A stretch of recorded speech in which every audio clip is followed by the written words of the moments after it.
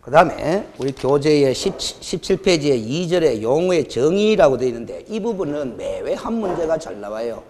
잘 나오는데 안 나온다고 하더라도 이건 꼭 필수적으로 기초 부분으로 다져놔야 돼. 그래서 안 나온다고 하더라도. 그래서 매번 시험 문제 나올 때는 이거라요. 딴 거 없어. 그래서 다음은 공인중개사 법령상의 용어 정의에 관한 설명이다. 옳은 것은 틀린 것은 이게 가장 기본 출제 유형이라요. 알겠어요? 이렇게 내다가 이제 뭐다 좀 더 까다롭게 낼 때는 6개 용어 중에 어느 한 개 용어만 갖고 구체적으로 지문 5개를 구성해 버린다고. 알겠습니까? 용어 정의에 관한 설명이다. 옳은 것은 이렇게 물을 때는 6개 용어를 골고루 간단하게 물어보면 좀 쉽겠네. 근데 6개 용어 중에 한 개 용어만 갖고 한 문제를 구성할 수가 있다는. 그러면 세부적으로 좀 깊이 있게 지문을 구성한다라는 거거든. 그럼 좀 어려워져요. 알겠어요? 자, 그래서 뒷페이지에 보면은 18페이지에 1번에 중개행위에 의의해 놨는데 두 줄은 법조문이죠. 줄 꺼놔야 됩니다. 법조문은 항상 정확하게 인식해야 돼. 3조 규정에 의한 중개대상물에 대하여 해놔서 중개대상물 동그라미 딱 치고 거래 당사자 동그라미를 치고 매매 교환 임대차 그 밖의 권리의 득실빙한 행위를 알선하는 걸 말한다 하는데 행위 동그라미를 칩니다. 그러면 이 동그라미 친 3개의 단어를 철저히 분석해야 중개의 개념이 등장을 해. 중개의 개념이. 자, 그러면 중개대상물이라 하는 것은 무슨 물건인지 몇 조에 적어놨다? 3조에 적어놨어. 3조에 적혀져 있는 물건이 뭔지 가서 보고 옵시다. 3조 가서 보고 오겠습니다. 근데 우리 교재가 법전은 없어요. 없기 때문에 자, 몇 페이지로 가느냐 하면은 34페이지로 가봐요. 34페이지에 가면은 제4절에 중개대상물의 범위라고 나오죠. 여기 3조거든. 3조인데 밑에 의미 법적 성격에 보면은 4줄을 한번 읽어보겠습니다. 4줄. 여기 법조문이라 생각하고 읽으면 돼요. 자, 현행 공인중개사법에서는 중개대상물의 범위를 1. 토지, 2. 건축물뿐만 아니라 그 밖의 토지의 정착물도 중개대상물임을 명시해놨어. 그 다음에 3이 뭐예요? 그 밖에 대통령령이 정하는 재산권 및 물건으로 규정하고 있다. 어디에서? 법 제2조에서. 그럼 국회가 만든 법 제2조에서는, 법 제3조에서는 그 밖에 대통령이 정하는 재산권 및 물건도 중개대상물의 범위에 포함된다는 것을 인정했잖아. 이런 게 바로 위임해 주겠다라는 거예요. 알겠습니까? 누구한테 위임시키는 거다? 대통령한테 위임시키는 거야. 그러면 위임받은 대통령이 시행령을 만들면서 시행령 제2조에다가 그 밖에 대통령이 정하는 재산권 및 물건이라 하면 임목에 관한 법률에 따른 임목. 그리고 공장 및 광업재단 저당법에 따른 공장재단과 무슨 재단? 광업재단을 시행령 2조에서 규정해 놓은 거야. 그러면 시행령 2조는 어디에서 위임받은 사항을 정해 놓은 거다? 법에서 위임받은 사항을 정해놓은 거다. 이런 이치입니다. 그게. 알겠습니까? 그럼 결국 법 제3조와 시행령 제2조를 종합적으로 고려해보면은 중개대상물의 범위는 토지, 건축물, 그 밖의 토정착물, 그리고 임목, 광업재단, 공장재단이잖아. 맞죠? 다시 앞으로 되돌아옵니다. 18페이지로 와서 거기 중개대상물이야. 근데 그 중개대상물 중에 한 가지에 대하여 누구가 내? 거래 당사자 간에 가잖아. 자, 이 거래 당사자가 누구 이리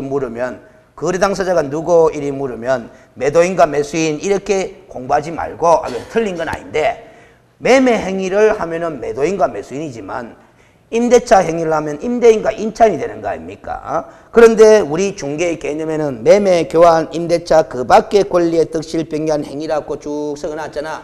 그렇기 때문에 여기서 말하는 거래 당사자는 이렇게 이야기하면 돼. 4번째 줄에 봐봐요. 거래 당사자 간 옆에 괄호를 제가 메모해놨잖아. 누구와 누구?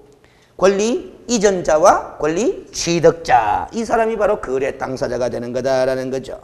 그 거래 당사자 간에 거래 행위를 다양하게 한다 이 말이지. 매매, 교환, 임대차 그 밖의 권리 득실병한 거래 행위를 하는 거야.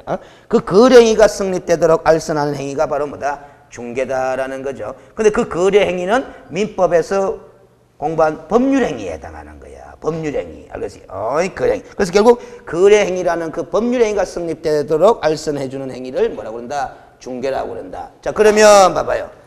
질문 형식으로 합니다. 자동차 매매 거래를 알선하는 것은 중개다, 중개 아니다?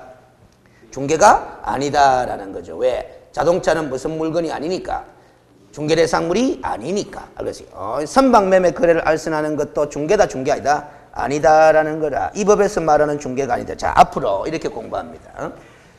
자, 자동차 매매 행위를, 매매 행위를 알선하는 것은, 자, 제가 중개에 해당하지 않는다. 이렇게 설명을 했어요. 알겠어요? 대부분의 교재가 이렇게 씁니다. 쓰는데 정확하게는 여러분들은 저한테 수업 듣는 관계로 요 앞에다가 뭐 단어 하나를 집어넣어가 말하는 습관을 들여요. 무슨 법상 중개인가 아니다.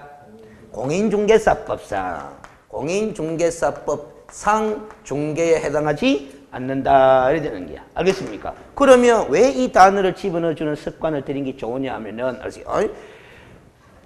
요 자동차 매매행위를 알선하는 거는, 잘 봐요. 자동차 관리법이라는 법이 있는데 우리는 몰라. 있는지 없는지도. 알겠습니까? 있어. 근데 자동차 관리법상 중개에 해당한다, 해당하지 않는다? 해당한다거든, 이거는. 알겠습니까? 무슨 소리인지 알죠? 근데 우리가 시험 과목으로 공부하는 법은 무슨 법이라서?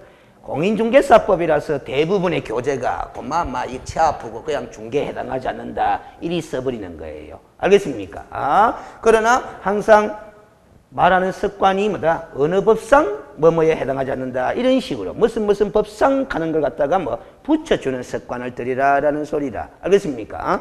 아주 중요한 자세입니다. 그래야 뭐다? 리갈 마인드가 형성돼요. 우리가 공부하는 중개의 개념은 어느 법상 중개의 개념을 공부하는 거다? 공인중개사법상의 중개의 개념을 공부하는 거다. 자, 봐봐요. 제가 질문 다시 할 테니까 요 표현 잘 활용해봐요. 지역농협이 농지의 매매, 교환, 임대차의 중개 업무를 할 수 있죠. 어느 법에 따라서? 농업협동조합법에 따라서. 이런 습관, 이 자세도 나오는 거예요. 그러니까 결국 제가 말을 다시 해볼게요. 지역농협은 농업협동조합법상, 알겠어요? 매매, 교환, 임대차에 관한 중개 업무를 할 수 있다. 이렇게 되는 거야. 알겠어요? 공인중개사법상 농지의 매매, 교환, 임대차에 관한 중개 업무를 할 수 있다가 아니고 뭐 농업협동조합법상 그렇다라는 겁니다. 알겠어요? 농업협동조합법상. 알겠어요? 근데 그 농업협동조합법이라는 그 법의 일부 규정이 공인중개사법에 대한 무슨 법적 성격을 지닌다? 특별법적 성격을 지니기 때문에 특별법 우선 적용의 원칙에 따라서 지역농협이 농업협동조합법상, 알겠어요? 상쾌되고 농업협동조합법에 따라 농지의 매매, 교환, 임대차 중개 업무를 할 때는 특별법 우선 적용 원칙에 따라서 농업협동조합법이 먼저 적용되잖아. 그 농업협동조합법에 보니까 중개사무소 개설 등록 규정을 적용한다, 안 한다? 안 한다 하는 적용 배제 규정을 두고 있으니까 등록 안 하고도 중개업을 할 수 있다. 이렇게 되는 거예요. 알겠습니까? 근데 보정 설정을 해야 되느냐 말아야 되느냐의 문제는, 알겠어요? 중개업무를 수행할 때 보정 설정해야 되느냐 말아야 되는 문제는 농업협동조합법상 규정이 있더라 없더라? 없더라라는 거라. 해라 하지 말아라 아무 말도 없어. 그러면 보정 설정에 관한 부분은 특별법의 규정이 없으니까, 흠결이 있으니까 일반법적 성격을 지닌 무슨 법에 따라? 공인중개사법에 따라 보정 설정을 할까 말까를 판단해야 되잖아? 근데 우리가 공부한 공인중개사법 조문에 보니까 지역농협도 중개 업무를 시작하기 전까지 보정 설정하라고 나오잖아. 조문이. 나오는데 얼마 이상 해야 된다? 1천만 이상 해야 된다. 이렇게 나온단 말이야. 알겠어요? 그렇게 처리해야지. 그럼 지역살림조합은 뭐다? 지역살림조합법에 따라서 임야의 매매, 임대차를 중개할 수 있는데, 알겠어요? 등록 규정은 적용하지 않는 것은 마찬가지인데 보정 설정도 뭐 어느 법에 따라 하는데 공인중개사법에 따라 하는데 공인중개사법에는 지역살림조합의 보정 설정에 대해서는 지역살림조합이라는 명칭은 안 나오지만은 이렇게 나오거든. 법인인 경우는 얼마 이상? 2억 이상 이 나온다 이 말이야. 법인이 아닌 경우는 얼마? 1억 이상 이 나온다 이 말이야. 그리고 지역농협은 얼마? 1천만 원 이상 이 나온다 이 말이야. 이 내용은 어느 법에 규정이 돼 있다? 이 내용은 공인중개사법에. 그러면 지역살림조합은 공인중개사법에 글자가 안 나오잖아. 안 나오지만 지역살림조합도 법이다, 법인이 아니다.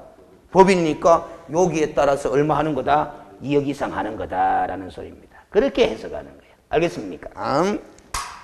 이 규정이 부동산 중개업을 하는 사람들이 보정 설정할 때 적용되는 일반 규정입니까? 특별 규정입니까?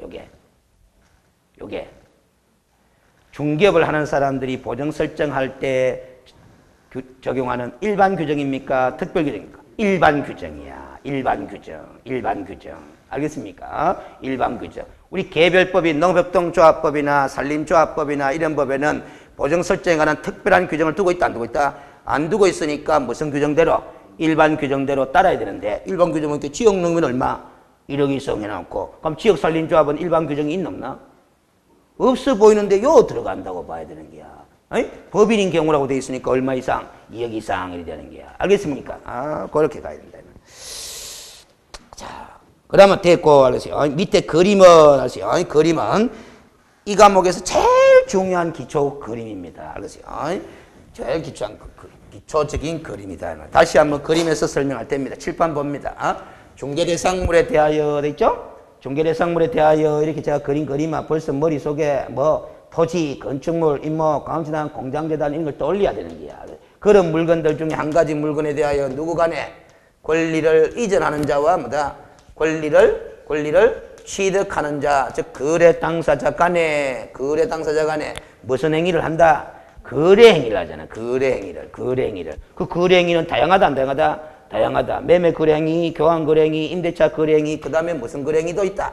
그 밖에 권리의 득실, 변경에 관한 행위도 거래 행위에 들어간다라는 게. 이 거래 행위를 알선하는 것이 바로 뭐다? 중개다라는 소리다. 알겠습니까? 그 중개 행위를 하는 주체가 있을 거다, 없을 거다? 있을 거다라는 거지. 이 주체가 누군지는 나중에 또 공부하면 되고, 알겠어요? 자, 그런데 요 사람이, 알겠어요? 요 갑한테 찾아와 가지고 중개 의뢰를 한다라는 겁니다.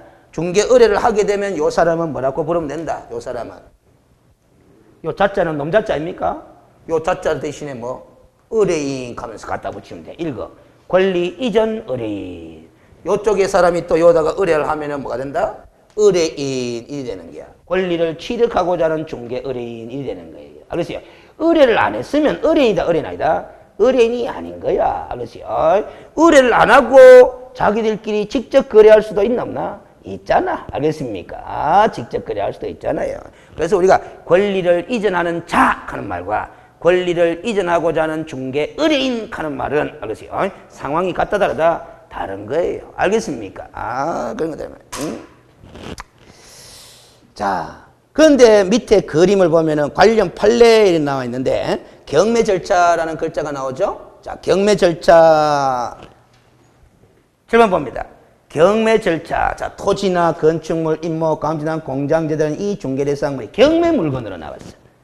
경매 물건이 나왔기 때문에 그걸 제가 입찰에 참가해가지고 취득을 한다는다? 합니다. 해도 권리의 득실 변경이 일어나나 안 일어나나? 일어나지. 일어나는데 그거는 거래 당사자 간의 거래 행위에 의해서 득실 변경이 일어나는 거라고 볼 수 없죠? 알겠어요? 그러면 그 경매에 의해서 권리의 득실 변경이 일어나는 원인은 뭐고? 원인은? 자, 이렇게 설명해야 됩니다. 그래서 좀 어디 다른 과목에서 배운 걸 차용해가 좀 활용할 줄도 알아야 돼. 우리가 민법에서 물권 변동하는 걸 공부한다는다? 한다. 권리의 득실 변경하는 게 권리의 변동이. 알겠어요? 그럼 권리의 물권의 변동이 일어나는 원인은 여러분들 크게 뭐다? 법률행위에 의한 물권 변동과 뭐? 법률의 규정에 의한 물권 변동. 민법 186조, 187조 이렇게 공부하잖아. 자, 그러면 이 거래행위, 매매, 교환, 임대차, 그 밖에 권리 득실 관한 행위 법률 행위입니까? 아닙니까? 법률 행위지. 법률 행위에 의해서 권리의 변동이 일어나는 경우에 알선이 가능하다라는 소리야. 그러면 법률의 규정에 의해서 물권 변동이 일어나는 경우도 있다 없다? 있다. 그 경우에는 알선이 가능 불가능? 불가능하다라는. 그럼 경매 절차에서 권리의 변동이 일어나는 거는 법률의 규정에 의해서 물권 변동이 일어나는 거잖아. 알겠어요? 법률 행위에 의해서 물권 변동이 일어나는 거 아니다라는 거야. 그러면 상속, 경매, 공매, 알겠어요? 수용 이런 것들 전부 다 물권의 변동은 일어나지. 그 과정에는 중개가 개입될 여지가 있다 없다? 없다라는 겁니다. 왜? 전부 다 법률의 규정에 의해서 물권 변동이 일어나는 경우다. 이 소리야. 그러면 결국 우리가 알선 중개 대상이 되는 거는 뭐다? 법률 행위가 되는 거야. 법률 행위. 알겠어요? 거래 행위라는 법률 행위가 되는 거야. 알겠어요? 그 법률 행위를 대상으로 중개를 하는 겁니다. 알겠어요? 그렇게 이해하시면 돼. 그럼 양갈로 2번에 중개행위 성격에 놨는데, 알겠어요? 성격에 놨는데, 두 번째 줄에 보면은 보조적, 준비적, 독자적, 사실행위 났잖아. 사실행위 가는 글자를 동그라미 딱 지나요. 알겠어요? 사실행위. 자, 그래놓고 19페이지로 가봐요. 19페이지로 가면 첫 번째 줄에 그러나 해가지고 중개의뢰인과 개업공인중개사의 중개활동에 관한 합의인 또 줄 것입니다. 중개의뢰 계약은 무슨 행위로 해서 성격을 지닌다? 법률행위의 성격을 지닌다. 이래놔서 자 이래놓고 제 설명을 듣습니다. 자 7번 봅니다. 요 중개행위는 무슨 행위다? 사실행위다라는 거지. 사실행위다 이 말이지. 그런데 요 중개의 대상이 되는 요 거래행위 있잖아요. 요 거래행위 매매교환인데 그 밖에 권리 득실병한 행위 이 거래행위 있잖아요. 이 거래행위는 무슨 행위다? 법률행위다라는 겁니다. 알겠어요? 법률행위다라는 거야. 그러면 요 권리 이전자가 요 갑한테 중개 의뢰를 했어. 의뢰를 하고 갑이 중개 의뢰를 접수했어. 알겠어요? 그러면 중개 의뢰 접수했다 하지만은 요것도 무슨 계약을 체결한 거다? 중개 계약을 체결한 거다라는 겁니다. 그러면 요 중개 의뢰 접수받는 행위는 사실행위다, 법률행위다? 법률행위다라는 소리입니다. 중개계약이잖아. 중개계약. 계약은 법률행위다라는 거지. 알겠습니까? 요거는 법률행위. 요거는 무슨 행위? 사실행위. 이거는 또 무슨 행위? 법률행위. 결국 중개라는 것은 거래 당사자 간에 무슨 행위? 법률행위가 성립될 수 있도록 조력해주고 알겠어요? 주선해주는 알겠어요? 사실행위에 해당하는 것이 무슨 행위다? 중개행위다. 이렇게 정리가 되는 거다. 알겠습니까? 여기서 갑자기 법률행위, 사실행위라는 용어를 끄집어들인 거는 여러분들 보고 틀리라고 끄집어들인 거예요. 알겠어요? 그냥 매매교환, 임대차, 그 밖에 권리 득실병한 행위를 알선한 게 중개다. 이렇게 물어보면 될 끼인데 괜히 또 그걸 법률행위를 성립시킬 수 있도록 조력하고 뭐 주선하는 사실행위를 말한다. 그러니까 민법에서 여러분들이 법률행위와 사실행위라는 개념을 정확하게 알 거다 모를 거다. 모를 거다 생각해가 민법에서 사용하는 그 어려운 용어를 뭐다 이 과목의 시험 지문으로 활용한 것 뿐이에요. 알겠습니까? 활용한 것 뿐이야. 그게 틀리라고 내는 거야 사실은. 근데 그것도 맞추는 사람은 아세요? 틀리라고 냈는데 맞추는 사람은 결국 뭐가 잘 돼 있는 바람에 민법이 잘 돼 있는 바람에 알겠어요? 민법적 표현을 어려운 표현을 이 과목에서 지문으로 구사해도 맞춰버린 거지. 알겠습니까? 그런 거다 말이야. 자, 그런데 여기서 이제 문제가 터지는 부분이 있어요. 뒤에 가면 또 나올 부분인데, 알겠어요? 자, 요 사람과 요 사람의 관계는 중개 의뢰 관계 아이가. 그렇죠? 중개 계약 관계다, 이 말이지. 중개 계약 관계. 이것도 법률행위잖아? 법률행위면 이 사람하고 이 사람 사이에 무슨 관계가 발생한다? 그래서 이게 이제 법률행위냐, 사실행위냐, 따져보는 이유가 바로 그 있는 거예요. 여러분들이 법률행위는 민법에서 책을 읽어보면은 일이 나와요. 잘 봐요. 이걸 여기서 적는 게 아니라 민법 시간에 소화시켜야 되는 거지. 법률행위라는 것은 무슨 표시, 의사 표시를 요소로 하는 뭐다? 법률 요건을 말한다. 이 적어놨어요. 뭐? 법률 요건이요. 그럼 법률행위는 법률 요건 중에 하나야. 그렇죠? 그럼 법률행위가 있었다. 그러면 법률 요건이 갖춰졌다, 안 갖춰졌다? 갖춰졌다. 그럼 뭐가 발생한다? 법률 효과가 발생하는 거다라는 소리입니다. 알겠습니까? 법률 효과가. 그러면 이 두 사람 사이에 무슨 행위를 했다는 거고 지금? 법률 행위를 했다는 거야. 그럼 이 두 사람 사이에 뭐가 발생한다? 법률 효과가 발생한다라는 거야. 법률 효과가 발생하는데 어떤 모습으로 나타난다? 이 법률 효과는 주로 어떤 모습으로 나타나느냐면 잘 봐요. 권리와 의무 관계로 나타난다라는 소리야. 법률 효과는 무슨 관계로 주로 나타난다? 권리와 의무 관계로 나타난다라는 소리야. 그러면 이 두 사람 사이에 무슨 행위를 하는 바람에 중개 계약이라는 이 법률 행위를 하는 바람에 이 두 사람 사이에 무슨 관계가 형성된다? 권리, 의무 관계가 형성이 되는 거야. 알겠습니까? 그러면 이 사람의 권리는 뭐고 이 사람의 권리는 뭐고 이 사람의 의무는 뭐고 이 사람의 의무는 뭐고 따져볼 문제가 있다 없다? 있다라는 소리입니다. 알겠습니까? 그래서 잘 봐요. 잘 봐. 1, 10달 공부했는 걸 꼬집어 드려볼게. 연결이 된다면. 이 중개 의뢰 접수하는 걸 중개 계약이라 하잖아. 중개 계약. 알겠어요? 중개 계약 하는데 이 중개 계약 일반 중개 계약 하는 거 있었나 없었나? 있었지? 전속 중개 계약 하는 거 있었나 없었나? 있었지? 그럼 만약에 이 사람과 이 사람이 무슨 중개 계약을 체결했다면 전속 중개 계약이라는 법률행위지. 법률행위를 행했다라면은 두 사람 사이에 권리 의무 관계가 형성된다 그랬잖아. 어떤 권리 의무 관계가 형성되는지 그 공부 다 했잖아. 전속 중개 계약을 체결하게 되면은 개업 공인중개사로서는 2주일에 1회 이상 업무 처리 진행 사항을 문서로서 의뢰인에게 통지해야 한다. 해야 된다. 거기 업무 처리 상황 통지 의무잖아. 무슨 계약 체결하는 바람에? 전속 중개계약 체결하는 바람에 그런 의무가 발생하는 거지. 일반 중개계약을 체결했으면 그런 의무가 발생한다, 안 한다? 안 한다라는 거야. 전속 중개계약을 체결했으면 개업공인중개사는 계약 체결 후 7일 이내에 의뢰받은 중개대상물에 관한 정보를 부동산 거래정보망 또는 일간신문에 공개를 해야 된다. 해야 된다라는 거야. 정보 공개 의무.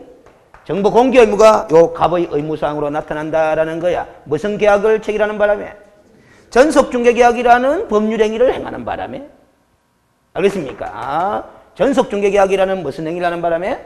법률 행위를 하는 바람에 법률 요건이 갖춰졌고 그 요건에 따라서 법률 효과로서 개업공인중개사는 정보 공개 의무라는 의무가 형성되게 되는 거예요.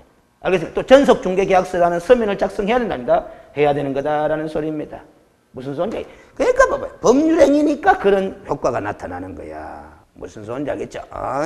그러면 이 사람이 요 거래 당사자가 한 것도 법률 행위다, 법률 행위 아니다? 법률 행위죠? 만약에 이 거래 행위가 매매 거래다 해봐. 매매 거래.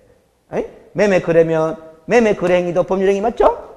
법률 요건이 갖춰졌죠? 그럼 법률 효과 발생하지? 무슨 법률 효과가? 매매에 따른 법률 효과가 발생하는 거야. 매매에 따른 법률 효과는 민법에 다 규정이 돼 있다, 안 돼 있다? 돼 있다. 매도인의 권리와 의무, 매수인의 권리 의무가 이 두 사람 사이에 형성이 되는 거야. 이 두 사람 사이에 나타나는 법률 효과에 대해서는 이 과목의 출제 대상이 아니고 어느 과목에? 민법의 출제 대상이 된다라는 것 뿐이지. 알겠습니까? 그러면 요 중개계약 관계에 따른 권리 의무 관계는 어느 과목의 출제 대상? 이 과목의 출제 대상. 무슨 소리인지 알겠죠? 그런 거다 말이야. 그 요거와 관련해서 궁금하면 저한테 질문하고 요 거래계약과 관련해서 궁금하면 뭐 민법사한테 질문하고 이래야 돼. 근데 여러분들은 이 거래계약과 관련해서 문제가 발생해도 궁금해도 누구한테 물어본다? 저한테 막 물어보는 거야. 전 잘 몰라.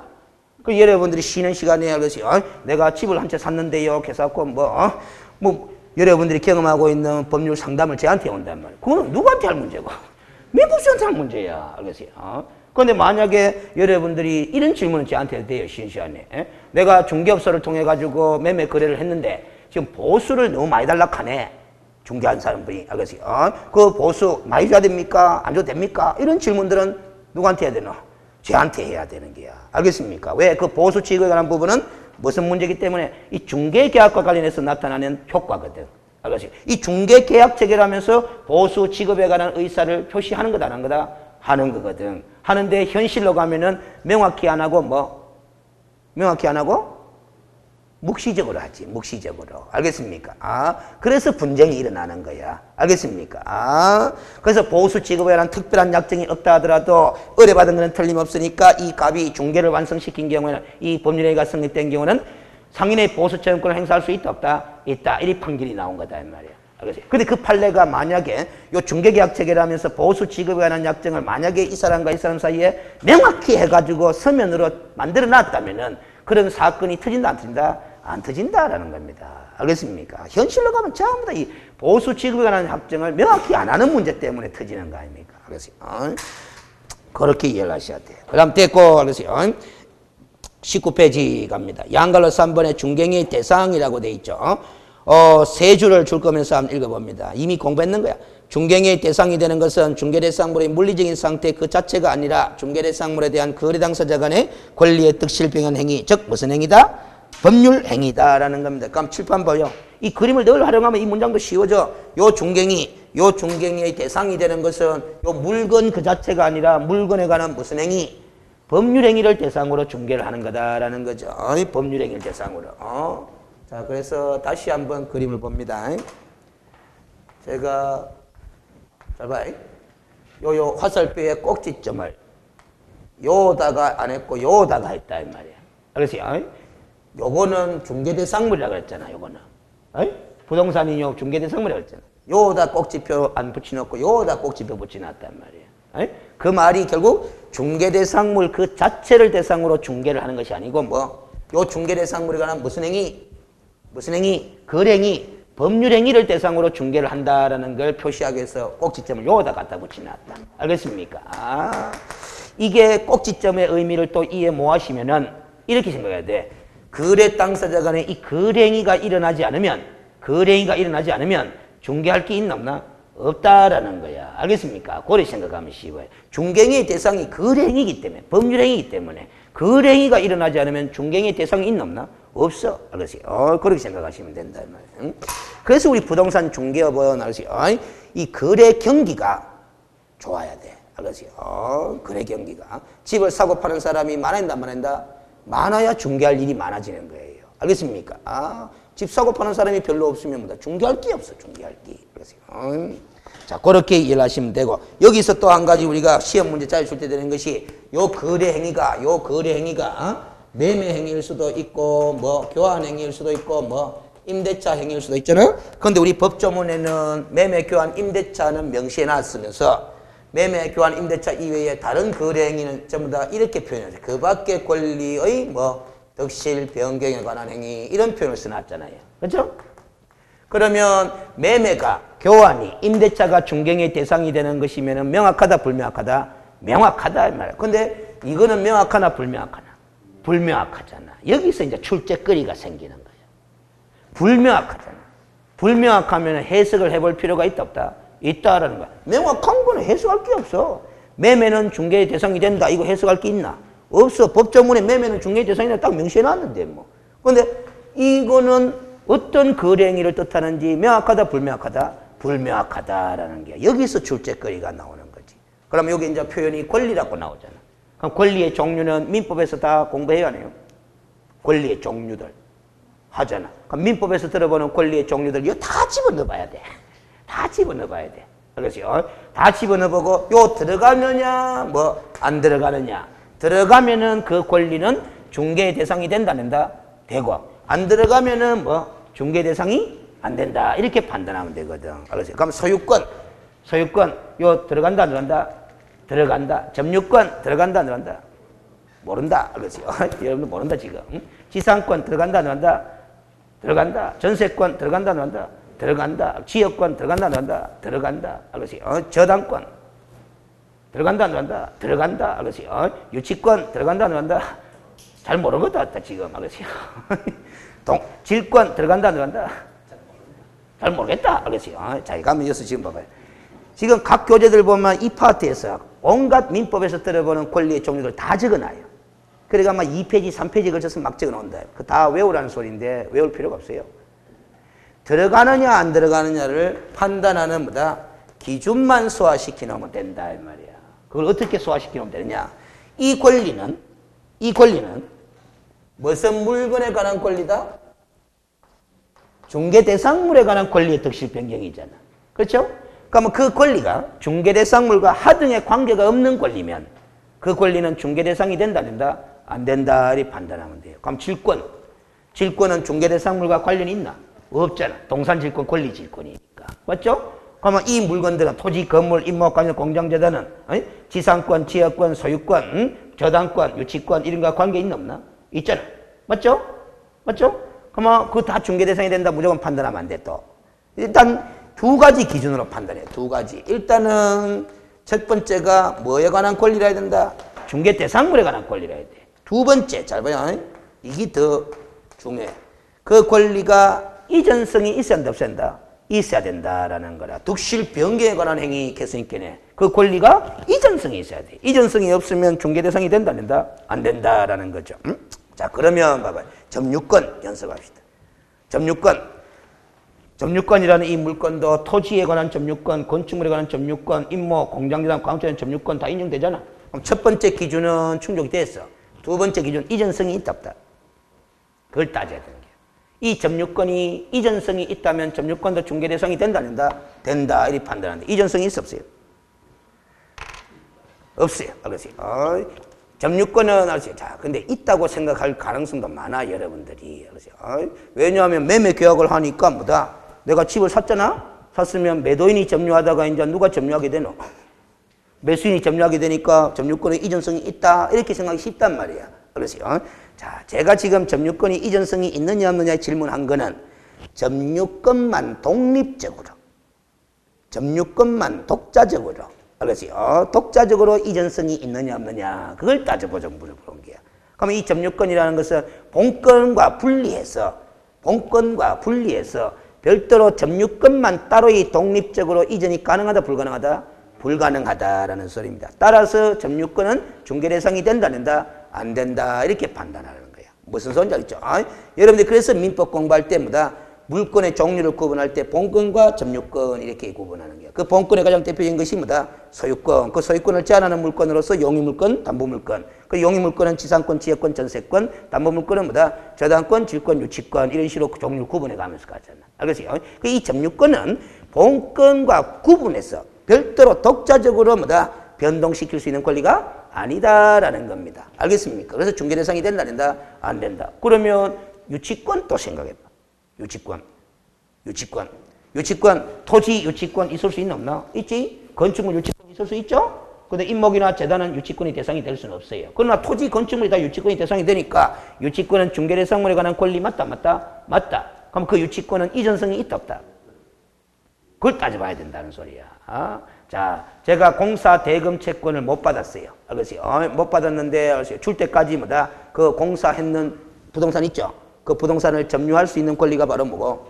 유치권이잖아. 유치권이잖아. 그러면 이 유치권을 갖고 있다 하는 거는 점유도 하면서 뭐다? 피담보 채권도 갖고 있나? 안 갖고 있나? 갖고 있죠? 그럼 제가 유치권을 갖고 있어. 이걸 갖다가 제가 다른 사람한테 유치권을 그대로 넘길 수 있을까 없을까 한번 생각해 보라고.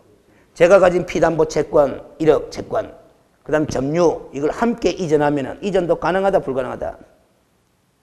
가능하다라는 소리입니다. 알겠습니까? 내가 공사대금 채권 1억 갖고 있잖아? 요 피담보 채권 이분한테 넘기는 거야. 넘기면서 뭣도 같이 넘긴다?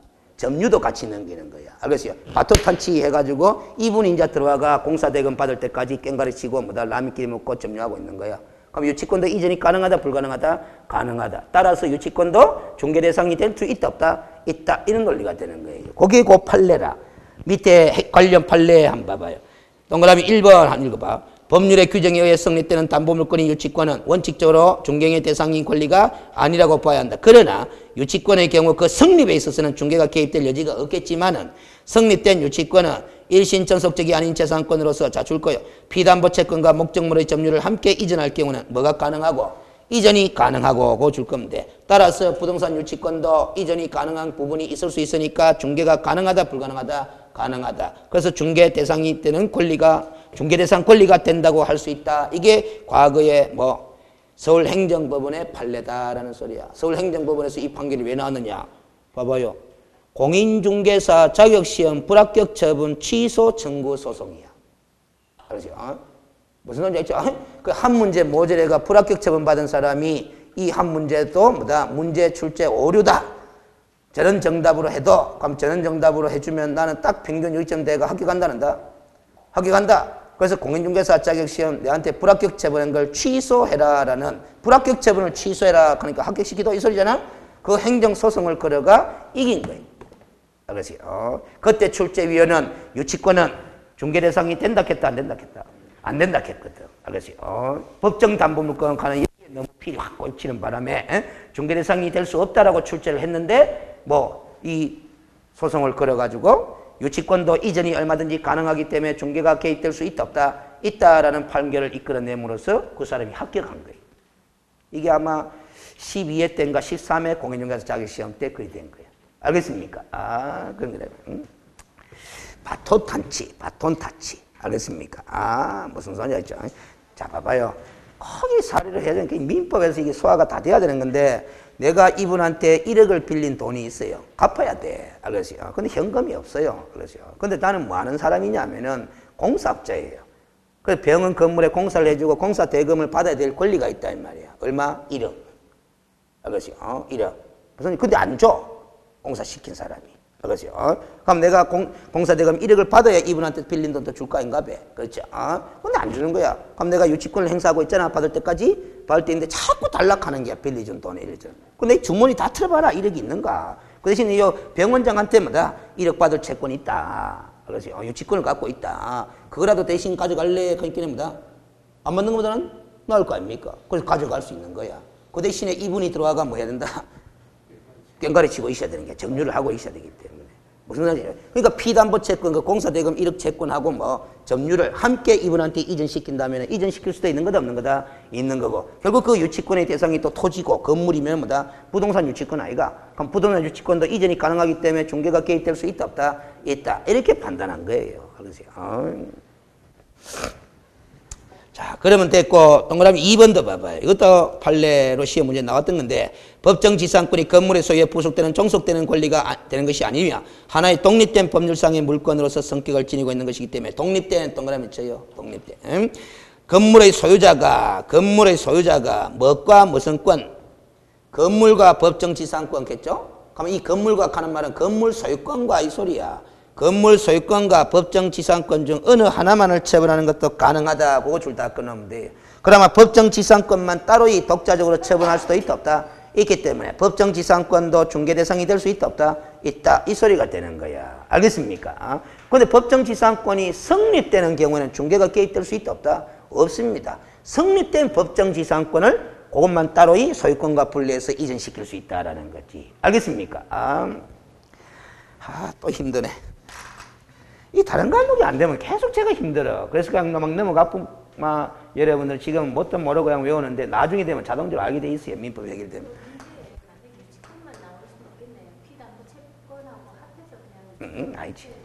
알지.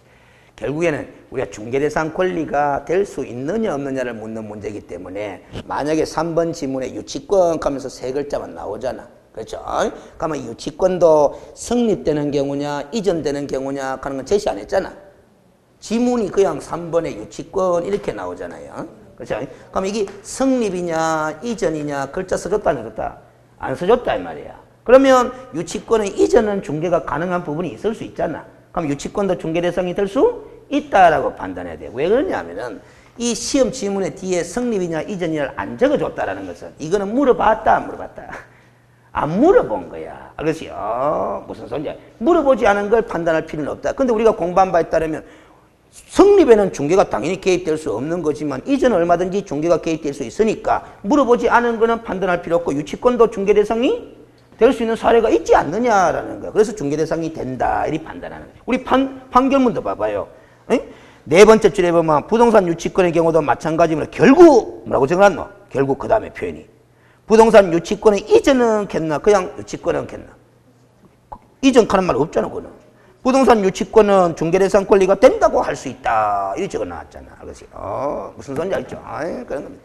만약에 시험 출제자가 요 뒤에다가 유치권의 성립 하면서 글자를 써주잖아? 써주면 중개 대상이 된다 안 된다? 안 된다라고 판단하면 되는 거야. 성립이라고 적어주면 성립에는 중개가 개입될 수 있다 없다? 없어요. 왜? 법률에 규정된 원인에 의해서 당연히 자동적으로 유치권이 성립되어 버리기 때문에 제3자의 알선이 개입될 여지가 있다 없다? 없다. 그 뭐는 법정지상권도 마찬가지야.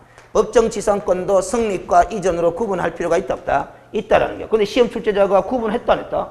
안 하고 그냥 지문을 읽냈어. 그럼 뭐 중개대상이 될 수 있다 이렇게 판단하는 거예요. 근데 만약에 시험 출제가 이래 됐구만. 법정지상권이 성립, 중개가 가능하나 불가능하냐 물으면서 성립을 적어줬었어. 그럼 중개 대상이 된다 안 된다? 안 된다. 그렇게 판단하면 되는 거야. 알겠습니까? 그런 논리입니다. 그래서 우리가 민법 공부할 때 이 법정지상권, 법정저당권, 법정담보물권 이 법정이라는 글자를 갖다 붙이는 그 이유가 뭐예요? 이유가 뭐예요? 법정지상권 하면서 법정을 글자 붙이는 이유가 뭐예요? 이유가 뭐예요? 그대로 직역해. 법정하는 건 법에 정해져 있다는 거잖아. 법에 정해져 있는 지상권이라는 거잖아. 그러면 이 지상권이 성립되는 원인이 어디에 적혀져 있다? 법에 적혀져 있다라는 겁니다. 법에 적혀져 있는 요건만 갖춰지면은 자동적으로 누구에겐가 무슨 권이 인정되는 거다. 지상권이 인정되는 거다라는 거라. 알겠습니까? 그러면 우리가 보통 지상권 한 세 글자를 쓸 때는 사람들 사이에 약정에 의해서 지상권을 성립시키는 걸 말하거든. 그걸 약정지상권이라 그러는데 약정지상권의 약정을 주로 생략을 많이 한다? 한다라는 소리입니다. 무슨 소리냐? 글 쓸 때도 생략이야. 그래서 글 쓸 때 지상권 하는 세 글자만 써놓으면 뭐요? 당연히 법정지상권을 가리키는 것이 아니고 뭐 약정지상권을 가리키는 것으로 그렇게 받아들여야 되는 겁니다. 알겠습니까? 그래서 우리가 저당권이나 지상권 이런 거는 뭐다? 이 성립되는 원인이 알겠어요? 두 가지가 있어요. 약정도 있고 뭐 법률의 규정도 있고. 무슨 소리인지 알겠습니까? 근데 이 유치권은 약정에 의해서 유치권 생기는 게 아니라 무조건 뭐다? 법률의 규정에 의해서 유치권이 생기는 거다. 그래서 법정담보물권 그렇게 이야기를 하는 거죠. 그래서 자, 그러면 됐고, D페이지에 양갈로 4번에 중개 이론적 유형 해놨는데, 자, 반갈로 1번에 지시중개, 참여중개는 최근 시험에서는 그쪽 거리가 멉니다. 중요한 것만 하겠습니다. 반갈로 2번에 보면은 중개의 대상에 따른 구분했는데, 자, 중개의 대상 옆에 관로 안에 뭐라고 돼 있어요? 법률행위잖아. 이때까지 설명했잖아. 중개의 대상은 물거이다, 법률행위다. 법률행위다. 그 법률행위, 봐봐요. 이 법률행위, 즉 매매교환 임대차 그 밖에 권리 득실 백리한 행위라는 법률행위잖아. 이게 상사거래입니까? 민사거래입니까? 민사거래지. 그렇죠? 부동산 매매, 교환계약, 임대차 계약, 전세권 설정계약, 지상권 설정계약, 유치권 이전계약 이 전부 다 상사거래라 민사거래라? 민사거래라. 그럼 민사거래를 알선하는 거니까 무슨 중개다? 민사중개야. 우리 부동산 중개는 민사중개야. 그러면 상사거래를 중개하면 무슨 중개? 상사중개. 그래서 동그라미 1번에 민사중개, 동그라미 2번에 상사중개. 그래서 2번에 상사중개를 한번 읽어볼게요. 타인 간에 무슨 행위를 중개하는 거다? 상행위를 중개하는 거다. 그래서 민사중개와 마찬가지로 상법 46조에서 규정하고 있는 기본적 상행위로서 구체적으로는 상법 93조에 정한 중개인의 행위를 말하는데 상법 93조에 정한 중개인의 행위가 상사중개업이야. 상사중개업이야. 상사중개업. 그래서 상법의 적용을 받는다. 아까 제가 이런 이야기 했잖아요. 이거 봐봐요. 중개에 관한 행위는 상사중개도 있고 민사중개도 있는데 상사중개에 관한 행위는 무슨 법의 적용? 상법의 적용. 그럼 민사중개는 무슨 법의 적용? 개별법. 알겠어요? 그렇게 이야기를 한 거다. 자, 그래서 계속 읽어보면, 위에 민사중개로 가봅니다. 민사중개로 가보면은 현행 민법상에는 민사중개에 관한 규정이 있다 없다? 없다라는 겁니다. 이 말을 제가 적어 놓은 거는 이런 말 하시면 안 된다라는 게야. 민사중개는 아까 여기서 제가 적었다시피 민사중개는 부동산중개, 직업중개, 혼인중개 있었잖아? 이런 민사중개는 어느 법으로 규율합니까? 물었을 때 민법으로 규율한다 하면 되나 안 되나? 안 된다라는 어느 법으로 규율합니까? 물으면 개별법이 하면 돼. 알겠습니까? 민법에는 아무런 규정이 없다. 상사중개의 상대적인 개념으로서 부동산중개, 결혼중개, 직업소개 등과 같이 상행위 일외에 일반 사인 간의 법률행위를 중개하는 것을 민사중개라 그러는데 이 민사중개도 상법 46조 11에서 규정하고 있는 중개에 관한 행위면 틀림이 없고 그래서 기본적 상행위에 속하기는 하지만 상사중개가 아니라서 상법의 적용을 받는 것이 아니라 각각 관계되는 무슨 법? 개별법 동그라미 치면 되죠. 따라서 민사중개를 규율하는 무슨 법들은 개별법들은 공인중개사법을 비롯하여 개별법들은 전부 다 민법과 상법에 대한 무슨 법으로서 성격을 지닌다? 특별법으로서 성격을 지닌다. 이해 다 되잖아. 읽어보면. 알겠어요? 그런 겁니다. 그래서 저쪽에 뭐 직업소개소 하시는 분들, 결혼상담소 하시는 분들, 알겠어요? 전부 다 민법이나 상법, 특히 민법 같은 거 좀 안다, 모른다? 안다. 알겠습니까? 여러분들도 공인중개사 자격시험 보면서 부동산 중개업을 하기 위해서 하는 거잖아. 부동산 중개도 민사중개잖아. 알겠어요? 그래서 시험 과목에 또 뭐도 집어넣어놨노? 민법도 집어넣어놨잖아. 상법까지는 써볼 일이 별로 없다 싶어가지고 상법이 시험 과목에 안 들어가 있단 말이야. 근데 민법은 써볼 일이 많으니까 민법을 1차 과목에 집어넣어놓은 거야. 그럼 직업중개 하시는 분들, 그 다음에 뭐 혼인중개 하시는 분들도 결혼중개법에 관련한 법률, 직업안정법 이런 것도 알아야 되겠지만 무슨 법도 민법도 많이 알아야 그 고객하고 분쟁이 발생했을 때 법률적 처리가 가능해진다 이 말이에요. 알겠습니까? 자, 그러면 됐고, 알겠어요? 21페이지로 가가지고 보충학습 다시 한번 읽어봅니다. 보충학습. 아까 설명 다 했던 게 민사중개든 상사중개든 상사중개든 상법 46조 10에 정하고 있는 중개에 관한 행위로서 기본적 상행이다 하는 거 몇 번 나오지 지금? 상법 제2편의 상행위 제6장에서는 중개업에 관한 규정을 두고 있는데 상법에도 중개업에 관한 규정이 있다 없다? 있는데 이 중개업에 관한 규정은 무슨 중개업에 관한 규정이다? 줄 거예요. 상사중개업에 관한 규정이다. 따라서 부동산 중개업을 포함한 민사중개업에는 적용이 된다, 안 된다? 안 된다라는 소리야. 그래서 민사중개업에는 적용되지 않는다고 줄 거면 돼요. 따라서 민사중개업에 관해서는 각각 관계되는 무슨 법의 적용을 받게 된다? 개별법의 적용을 받게 된다. 그러나 부동산 중개업하는 민사중개인도 상법상 상인이면 명확하다, 명확하다. 따라서 상법 총칙변의 상인의 줄 거예요. 상법 총칙변의 상인의 권리와 의무에 관한 규정의 적용을 받는다, 받는다. 그래서 개업공인중개사라는 이 민사중개인도 상인의 보수청구권을 행사할 수 있다 없다? 있다. 그래서 의뢰인이 보수 지급 약정을 하지 않은 경우에도 중개 완성의 대가로 보수를 받을 수 있다 없다? 있다. 하는 그 판례가 나온 거잖아. 알겠어요? 이 법 적용이 잘 돼야 됩니다. 그 다음 방갈로스 3번에 중개활동의 주체수에 따른 구분이란데 별표 3번은 단독중개, 공동중개입니다. 자, 개업공인중개사가 중개행위를 행함에 있어서 거래 당사자 쌍방을 모두 뭐 중개 의뢰인으로 하는 중개 유형. 그게 무슨 중개다? 단독 중개다. 쌍방 동그라미 치나요? 쌍방 하면 공동으로 가고 싶다, 단독으로 가고 싶다. 공동으로 가고 싶은데 공동으로 가면 안 되지. 쌍방을 모두 중개 의뢰인으로 하는 중개 행위 유형은 무슨 중개라고 합니까? 지금 단독 중개라고 하잖아. 알았어요?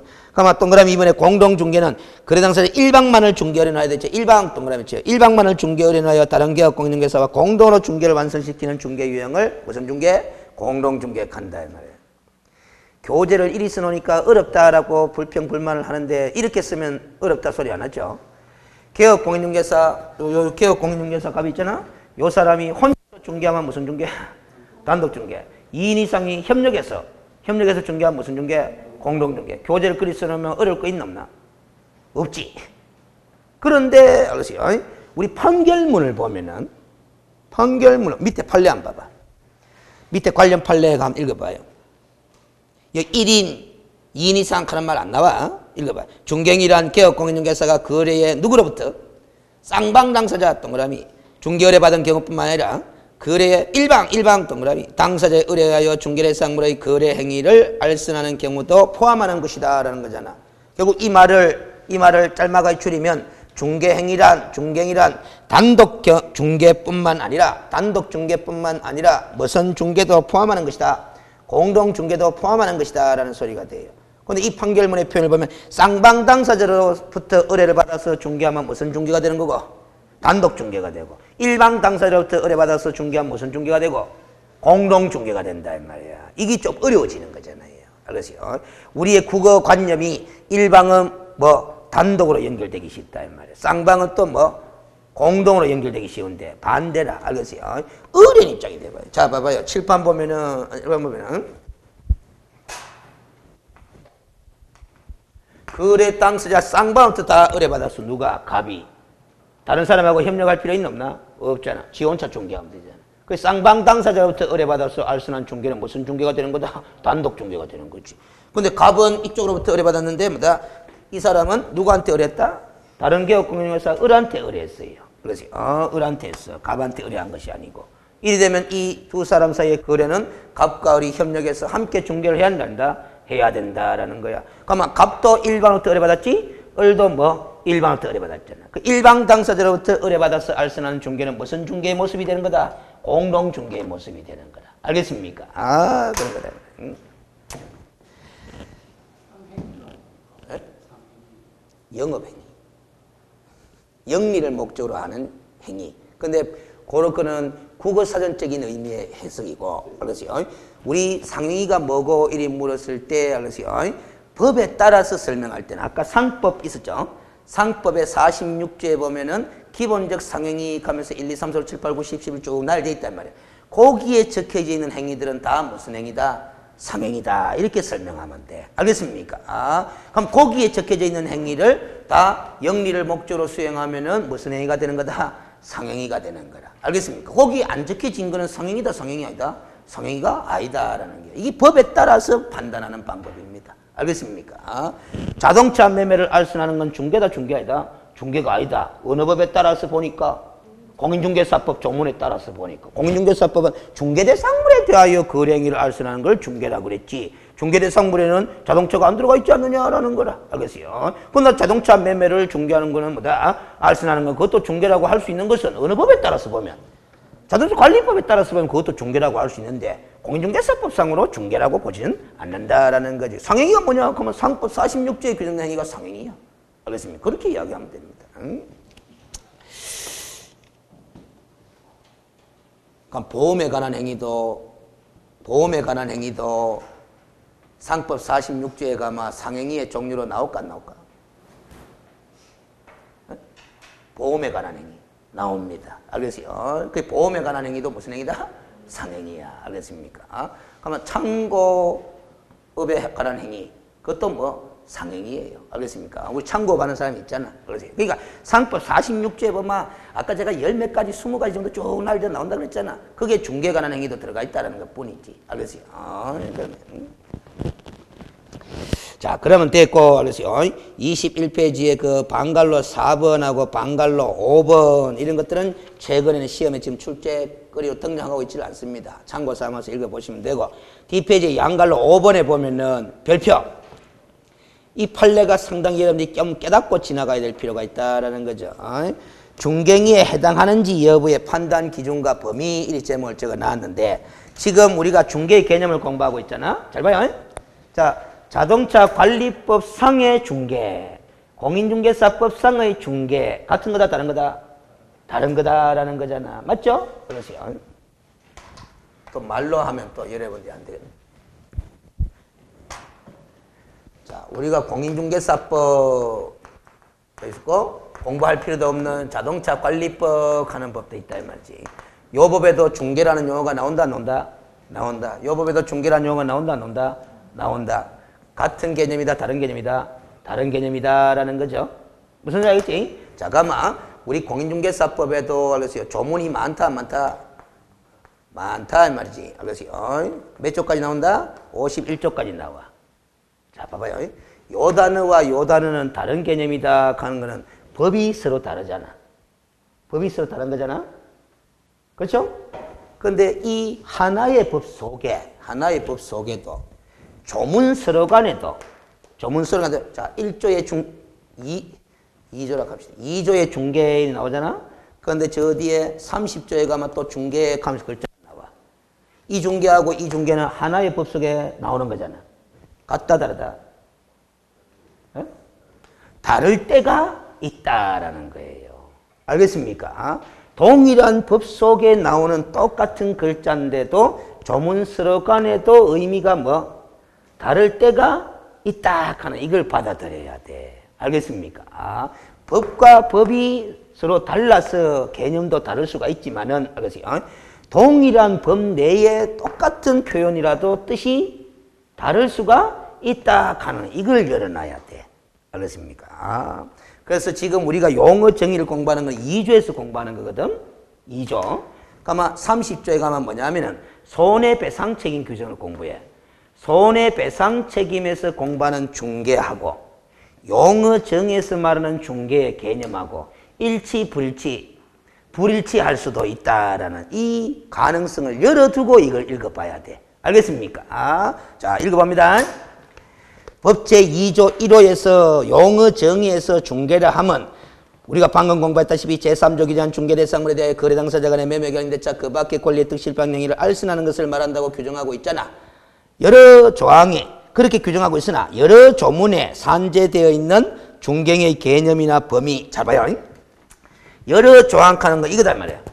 여러 조문에 산재되어 있다 하는 말은 2조에도 중개라는 용어가 나오지만은 뭐다? 4조에도 중개라는 용어가 나오고 9조에도 중개라는 용어가 나오고 30조에도 중개라는 용어가 나온단 말이야. 여러 조항에 산재되어 있는 중개 행위의 개념이나 범위에 관해서는 따로 명시적인 규정을 두지 않고 있더라라는 거라. 그리고 수차례 걸친 법의 개정 과정에서 중개업에 부수되는 중개 외의 업무, 즉 겸업 업무가 중개법인의 업무에 추가됨에 따라 중개행위를 매개로 한 여러 조문과 보증보험 또는 공제 대상의 합리적인 해석을 위해서는 자, 줄 거예요. 그 다음에 그 필요성 때문에 중개행위 개념을 어떻게 해석할 필요가 있다?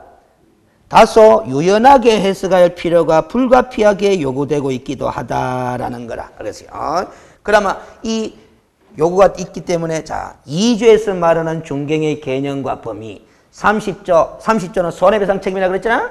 손해배상 책임에서 말하는 중개행위 개념과 범위는 뭐다? 다소 어떻게 유연하게 달리 해석할 필요성이 있더라 없더라? 있더라라는 논리가 됩니다. 알겠습니까? 그래서 따라서 읽어봐. 개업공인중개사가 행한 행위가 법 제30조, 30조에는 손해배상 책임에 관한 규정인데 30조 1항에서 중갱이가 또 등장하거든. 그 중갱이에 해당하는지 여부는 당사자 보호의 목적을 둔 법규정의 취지에 비추어 취지 동그라미 지나놓고 개업공인중개사의 행위를 객관적으로 봐 사회통념상 거래할선 중개를 위한 행위라고 인정되는지 여부에 결정할 것이라고 풀이되는 바에 나서 객관적 동그라미 칩니다.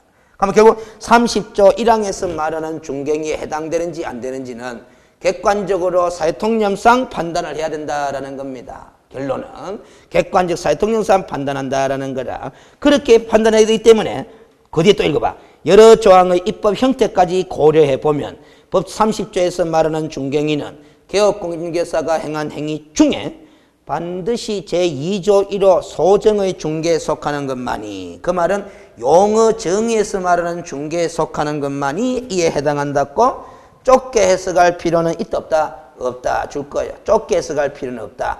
그러면 30조 손해배상 책임에서 말하는 중갱이는 좀 어떻게 해석해야 되겠다?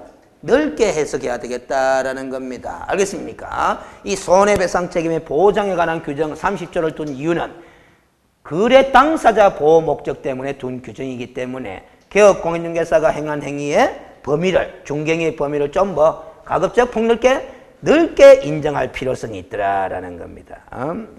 결국 봐봐요. 이 2조에서 말하는 중개와 30조 손해배상 책임에서 등장하는 중갱이의 개념과 범위는 같다 다르다 달라질 수밖에 없다라는 거다. 알겠습니까? 어떤 이유에서 그 이유들 다 적어놨잖아. 알겠어요? 각 조문마다 중갱의 개념이나 범위에 관해서는 다 명시적인 규정을 두고 있지도 않을 뿐만 아니라 또 법이 여러 차례 개정되면서 중개업 이외에 수행할 수 있는 겸업 업무도 추가됨에 따라서 우리 공제사업의 합리적인 해석을 위해서는 거래 당사자 보호 목적 때문에 공제제도를 만들어 놨는데 그 공제제도의 합리적 해석을 위해서는 중갱의 개념을 좀 더 폭넓게 해석할 필요성이 생긴다, 생긴다? 생기더라라는 겁니다. 알겠어요? 이런 걸 이제 시험 문제 낼 때 어떻게 줄여서 내겠어요? 그래서 제가 출제위원들이 줄인다고 봤을 때 어떻게 줄일지 제가 예상하나 뭐하나? 뭐하는 거잖아요. 그렇죠? 근데 뭐하는데 이 판례를 쭉 읽어보면서 나름대로 출제위원이 짤막하게 문장을 줄일 때 따가올 용어들을 진하게 좀 줄 꺼놓은 거야. 알겠습니까? 무슨 소리인지 알죠? 그 진하게 해놓은 개념들을 갖다가 문장들을 갖다가 적절히 섞어가 줄이지 않겠느냐 이리 예상을 한 거야. 그러면 진하게 해놓은 글이라도 봤던 기억이 남아 문제는 풀린다 싶어서. 알겠어요? 근데 일부 교재들 보면은 알겠어요? 이래놔요. 그냥 판례에 따르면 손해배상 책임 30조에서 말하는 중갱이는 용어 정의에서 말하는 중갱이보다도 폭넓게 해석하여야 한다 하고 결론만 딱 적어놔. 왜 그런지는 다 적어놨다 안 적어놓는 거예요. 그럼 그거 다 그냥 외워야 되는 거야. 알겠어요? 다소 유연하게 해석할 필요가 있다 하는 이런 표현들도 다른 교재 보면 안 나와. 알겠어요? 자, 이게 이제 중갱이냐 아니냐 여부를 판단하는 기준이다 이 말이야. 자, 이번에 공인중개사 여기까지만 하고 잠시 더 쉬었다 가겠습니다. 첫 번째 줄에 이 법에 의하여 자격을 취득한 자, 동그라미 치면 됩니다. 그러면 자격을 취득한 자를 뭐라고 부른다? 공인중개사라 한다. 그럼 공인중개사의 종류는 몇 종류가 된다? 세 종류가 된다라는 거죠. 세 종류가. 그래서 세 종류를 적어보면 이 되는 거 아닙니까? 세 종류를. 자격증 따가 써먹고 있다, 안 써먹고 있다? 안 써먹고 있는 사람도 공인중개사 맞죠? 근데 자격증 취득해가지고 개업 공인중개사 사무실에 소속된 자를 소속 공인중개사라고 한다. 이 사람도 공인중개사 맞죠? 그런데 공인중개사 자격을 취득해가지고 아예 사무소 개설 등록까지 한 자, 그를 공인중개사인 개업 공인중개사라고 부른다라는 소리입니다. 그러면은 이 세 사람이 다 공인중개사다, 공인중개사 아니다? 공인중개사다라는 소리라. 그렇죠? 그런데 신분상 의미가 다 같다, 다르다? 다르다라는 거, 그걸 인식해야 돼. 알겠습니까? 그러면 우리 시험, 이걸 공부하고 나면은 이렇게 써먹어야 되는 거야. 이걸 이제 공부하고 나면은 시험 출제자가 글을 쓸 거 아닙니까? 시험 문제를 낼 때 공인중개사는 이래가 어쩌고저쩌고 하면서 O냐 X냐를 묻고 있다 이 말이야. 그러면 이 단어를 여러분들이 읽으면서 세 명을 다 돌려야 되나 한 명만 돌려야 되나? 세 명을 다 돌려야 되는 거야. 세 명을 다 돌려야 되는 거야. 그럴 때 써먹으라 이 말이에요. 그런데 시험 출제자가 뭐다? 앞에다가 이렇게 써주잖아. 소속 공인 중에는 어쩌고 저쩌고 해가 O냐 X냐 이리 묻는단 말이야. 그러면 세 명을 다 돌려야 되나 요 사람만 돌려야 되나? 요 사람만 돌리가 판단을 해야 된다라는 소리라. 알겠습니까? 아, 공인중개사인 개업공인중개사는 이렇게 시험 출제자가 글을 쓰면은 세 사람을 다 돌려야 되나 한 명, 요 사람만 돌려야 되나? 요 사람만 돌려야 된다라는 소리라요. 알겠습니까? 아, 그런 기다. 글을 읽을 때 정확하게 가리키는 대상자의 범위를 판단하도록 하기 위해서 이런 것들을 기초로 공부하는 거야. 알겠습니까? 아, 그런 거다. 그럼 봐봐요. 공인중개사는 자격증을 대여해서는 된다, 안 된다? 자격증을 대여해서는 된다, 안 된다? 안 된다. 오죠? 그러면 이 공인중개사는 누구를 다 돌려야 되나? 세 명을 다 돌려야 되는 거야. 이 사람이 자격증 대여. 이 사람이 자격증 대여. 이 사람이 자격증 대여. 이 사람이 뭐? 자격증 대여. 무슨 얘기죠? 자, 이 사람이 자격증 대여 아마 자격 취소야. 그리고 1년 이하 지금부터 1천만의 벌금 형사 고발이야. 무슨 소리냐 했죠? 그럼 끝이야. 근데 이 사람이 자격증 대여하다 적발됐어요. 그럼 자격 취소야. 마찬가지 1년 이하 지금부터 1천만의 벌금형이에요. 근데 이 사람은 신분이 뭐고? 소속이잖아. 더 이상 그 사무실 출근 못해. 이 사람은 원래부터 출근 안 했잖아. 알겠습니까? 이 사람 출근 못 한다, 이 말이야. 알겠습니까? 그럼 이 사람이 자격증 대여했어요. 마찬가지 자격 취소야. 그리고 1년 이하 지금부터 1천만의 벌금 형사 고발 당해요. 에? 자격증 날아가잖아? 무슨 정도 날아가 버린다? 등록증도 날아가 버려요. 그렇지. 효과가 다 다르다, 이 말이야. 신분이 다르기 때문에 효과가 다 다른 거야. 알겠습니까? 그 항상 글을 읽을 때 뭐? 가리키는 대상자의 범위를 정확하게 인식하는 자세 필요합니다. 무슨 소리인지 알겠어요? 항상 주체를 중요시 여겨요. 주체를 누구는 가는 게 주 아닙니까? 그런 걸 중요시 여겨. 여기 부동산 공법할 때도 자 물어보자. 에? 도시군 기본계획도 좋고 알겠어요? 도시군 관리계획도 좋아요. 이 도시군 기본계획, 관리계획 누가 수립합니까? 누가 입안합니까? 이 계획을. 자, 공법책을 지금 읽습니다. 그 여러분들이 정확하게 보면은, 읽어보면 이 나와. 그래서 이 도시군 기본계획, 도시군 관리계획은 어떤 계획이냐면은, 봐봐요. 특별시, 알겠어요? 광역시, 알겠습니까? 특별자치시, 알겠어요? 특별 자치도, 알겠어요? 시 또는 군, 알겠어요? 무슨 알겠어요? 이렇게 쭉 날 들어와, 알겠어요? 군의 장이, 알겠어요? 장이. 그러면 특별시장, 광역시장, 알겠어요? 이런 시장 군수가, 알겠어요? 이 소리야. 장이. 그 관할구역 내에, 알겠어요? 도시의 공간구조와 장기 발전 방향을, 알겠어요? 제시하는 계획을 도시군 기본계획이라 한다. 이리 나온다. 이 말이에요. 알겠습니까? 무슨 소리지? 도시군 기본계획이라 하는 것은 도시 공간구조와 장기 발전 방향을 제시하는 계획인데, 어디 내에? 그 관할구역 내에 있잖아? 누구의 관할구역 내에? 군의 관할구역 내에, 군수가 도시기본계획을 수립한다라는 소리야. 시에 있잖아? 시장이 도시군 기본계획을 수립한다라는 소리야. 특별자치도 돼 있잖아? 특별자치도지사, 제주도지사가 도시군 기본계획을 수립한다라는 소리야. 그러면 제주도에 가면은 서귀포시 행정시가 있나 없나? 서귀포시장. 그 다음에 또 제주시장 있나 없나? 있죠? 그 사람들은 요 들어간다, 안 들어간다?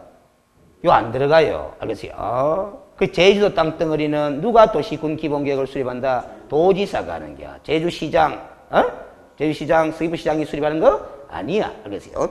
그러면 세종특별자치시장도 세종시 땅덩어리에 대해서 무슨 기본계획을 수립한다? 도시군 기본계획을 수립한다라는 소리야. 알겠어요? 무슨 얘기지? 그러면 충청남도에 있잖아, 세종시는. 맞죠? 세종시 충청남도지. 그럼 충청남도에는 군이 많나? 많지. 그 군수가 군 관할 지역 내 도시군 기본계획을 수립하는 거야. 그렇죠? 그럼 충청남도 땅덩어리는 전부 다 도시군 기본계획이 수립돼 있다, 안 돼 있다? 돼 있어. 근데 도지사가 수립한 거 있나 없나? 없어. 그러세요? 없어. 도지사가 수립하는 게 아니고 충청남도 땅덩어리는 군수들하고 뭐하고 그 특별자치시장, 세종시장 있잖아. 그 사람이 도시군 기본계획을 자기 관할 구역 내에서 수립해 가 있는 거야. 그럼 도지사는 도시군 기본계획의 수립권자도 아니다? 아니죠. 없잖아요. 도지사 없잖아. 없잖아. 알겠어요? 제주특별자치도지사가 더 있나 이 말이야. 알겠습니까? 그럼 대구광역시 땅덩어리 도시기본계획을 누가 수립한다? 대구시장이 하는 거야. 북구청장이 수립한다 뭐한다? 뭐한다? 이거 구청장이 어딨노요? 없잖아. 알겠어요? 구청장이 없다 이 말이지. 서울시장도 서울시 땅덩어리에서 기본계획을 수립하는 거야. 알겠어요? 구청장이 수립하는 거 아니라. 알겠어요? 그럼 이거 딱 놓고 보면 대한민국 땅덩어리는 다 도시 기본계획이 수립돼 있다 안 돼 있다? 다 돼 있습니다. 다 돼 있는데 누가 수립한 건 없구나. 도지사가 수립한 거 없구나. 또 구청장이 수립한 거 없구나. 이래 되는 거야. 달성군수가 수립한 거 있겠나 없겠나? 없지. 달성군은 대구광역시에 들어있으니까. 무슨 소리인지 알겠어요? 그러니까 여기 군수 가는 거는 뭐다? 광역시에 편입된 군은 제외야. 제외. 왜? 광역시에 들어가 있으면 그 군 땅덩어리는 달성군 땅덩어리 누가 수립하니까? 대구시장이 수립하니까. 알겠어요? 함안군은 누가 도시기본계획을 수립한다? 그 군수가 수립하는 거지. 이 주 아닙니까? 책 읽다 보면은. 알겠어요? 그 주를 잘 들다 보면은 그게 딱딱 분석이 되는 거잖아. 알겠어요? 그러니까 글을 읽을 때 바쁘다고 쓸래쓸래 읽으면 안 되는 거라. 알겠어요? 특히 기초 공부할 때는. 알겠어요? 기초 공부할 때. 나중에 막 7월달, 8월달 공부할 때는 막 공부 어느 정도 된 상태에서 보기 때문에 빨리빨리 이랬다 넘겨가면서 이제 대충 줄거리만 보고 복습해도 되지만은 처음에 기초 공부할 때는 꼼꼼하게 뭐다 이렇게 보는 거예요. 그리고 꼼꼼하게 보다가 이해가 되면은 좋고 이해 안 되면은 그래서 계속 고민하지만 넘어가. 알겠어요? 왜? 다독이 먼저기 때문에. 알겠습니까? 그러니까 이해 안 되는 부분이 많을 거예요. 그러니까 자꾸 뭘 보면서 읽어본다. 동영상 보면서 읽어보고 학원 와가 수업 들으면서 보고 그런 거 아닙니까? 알겠어요? 자, 그렇게 처리하십니다. 잠시 쉬었다가 또 나머지 용어들 정리 오늘 끝냅시다.